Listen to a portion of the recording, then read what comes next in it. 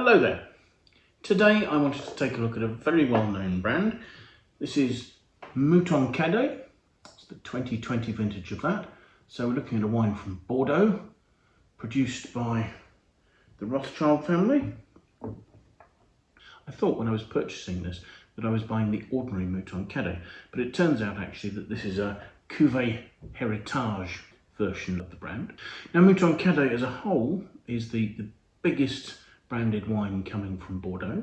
It's a brand that was created in 1930 by Baron Philippe de Rothschild, who owned and ran Mouton Rothschild, now one of the great first growths of Pauillac, at that stage still a second growth, and also the estates that are Clerc Milon and the wine that these days is known as d'Armailhac. The Baron had taken over these domains in 1922, and by 1930 they'd experienced a run of poor vintages, and he had a large volume of wine to sell that wasn't of sufficient quality to be marketed under the names of these famous chateaux. So essentially, long before its time, he was creating a second wine and selling these wines off as a cheaper branded wine. In 1931, the next year, they actually had to buy in wine from their neighbours to be able to maintain the volumes of sales of the brand. The brand continued to grow, and by 1947 it had simply become an AC Bordeaux, so taking fruit from a much broader area of Bordeaux. Today, as well as the classic Mouton Cadet, there's also a reserve range. They have a white, they have a red, and they have a number of commune-based Mouton Cadets, such as, for instance, Saint-Emilion or Grave.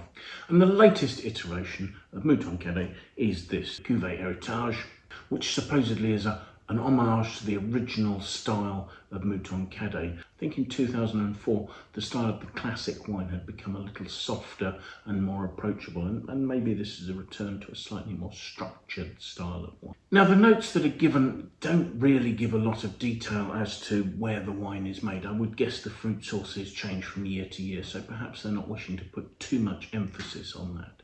But I mean, I saw, for instance, one note suggesting that the wine came from 3 regions, and yet actually there are 6 possible regions named.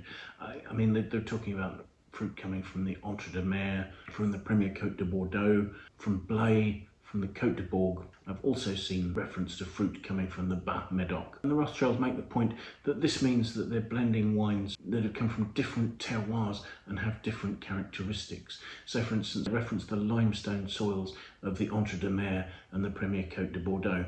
They reference the clay soils of Blaye and the gravels of the Côte de Bourg, and also presumably also the Bas Médoc, although possibly there's some clay soils there as well. And they also reference clay soils in the southern Entre de Mer. So it's giving them blending options. The Mouton Cadet website doesn't actually give a definitive blend for this vintage of this wine. And I've seen 3 potential blends. So I should imagine actually that some of them are referencing another vintage, and that the information has been copied over incorrectly on the websites that I've seen this. But the range that's given is always heavily Merlot dominated, from between 84 and 86% of Merlot. The figures I think are correct are that it's 84% Merlot with 13% Cabernet Sauvignon, 2% Cabernet Franc and 1% of Petit Verdot. However, it's not a huge difference from other figures I've seen that always suggests that the balance is either Cabernet Sauvignon or Cabernet Sauvignon and Cabernet Franc. Without being sure exactly which vineyards and regions have been used, it's very difficult to say much about the viticulture or the winemaking. I noticed there's a sustainability certification on the label, but that's certification that is held by many vineyards, so that's not unusual. Similarly, the winemaking for each of these lots of wines may well differ.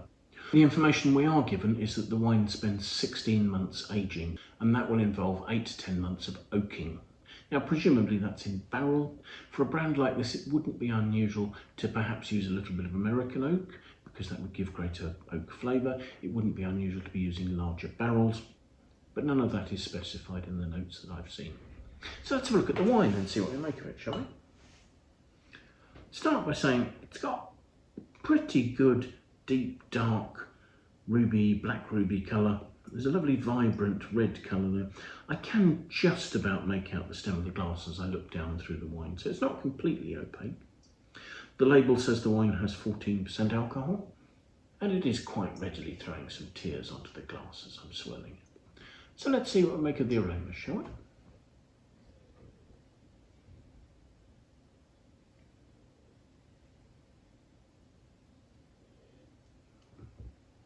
The aromas have a deep, rich, dark red, plummy fruit. And yet at the same time, alongside that, there are earthy notes, there are dusty notes. You know, there's quite a classic aroma there. The dustiness probably coming from a prolonged maceration with the grape pips still in the fermenting wine. So let's have a taste.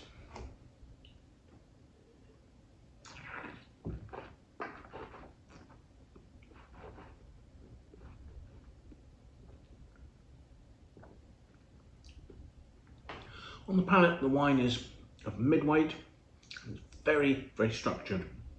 It's rather closing up the fruit. The fruit starts with quite a rich, dark plum nature, swiftly becoming sort of black plum, damson, bullace. It's got a concentrated licoricey core almost. The acidity is reasonable and it is giving some freshness to those plummy notes as they come through there.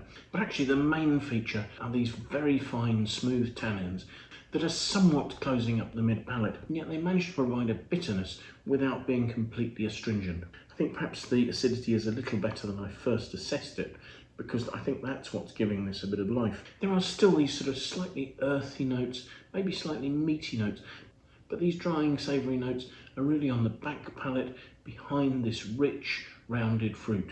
The alcohol's giving a bit of weight to the palate, and along with the wine's structured nature, it's probably closing up the finish a little. I think it's probably a wine that needs 1 or 2 years still to sort of open up fully, and it should show a little bit more of the sort of rounded, rich fruit that is certainly in there, but is currently, you know, quite tightly bound in there. It's an interesting wine. I'm not quite as excited by the fruit as I was hoping it was going to be. I was hoping it was going to be more lively and the aromas would be a little bit more energetic. As it is, it's a little bit foursquare and structured. However, what's interesting and what's exceptional actually about this wine is its beautiful texture. The structure manages to have a fine smoothness, and it's actually that's lasting at the finish rather than the fruit perfumes. The structure's not oak dominated. There aren't those sort of exotic spice, new oak notes coming to the fore. That may well be contributing to the structure, but it's not coming past the fruit. It's a wine that's interested me. As I say, it's structure that's impressed me a lot more than its fruit and its aromatics. I think it's probably a wine that needs a little bit of time just to come round. Looking at the current aggregated critics score that we have for this wine, that's sitting at 87 out of 100. And I think maybe that's quite a good reflection of the fact that the wine is perhaps still a little reticent. I suspect it could open up and it could possibly show beyond that score, but currently I think that's a reasonable rating for it. So yes, that was Mouton Rothschild's Cuvee Heritage from 2020. So thank you so much for joining us. I do hope you've enjoyed the tasting. If you have, please press the like button. We very much appreciate that. If you have any comments, please pop those in the comments box below. We really do enjoy hearing what you think about the tastings we're doing, the wines we're looking at, or anything else that relates to that. If you have any friends you think might like to watch the video, do please feel free to pass it on to them. If you would like to watch more of these videos, do please sign up and follow our YouTube channel. We'd very much appreciate that. It would also mean you could set yourself an alert and be notified every time we publish a new tasting. So yes, thank you again for joining us, and I do hope we'll see you at another tasting in the very near future. Bye till then.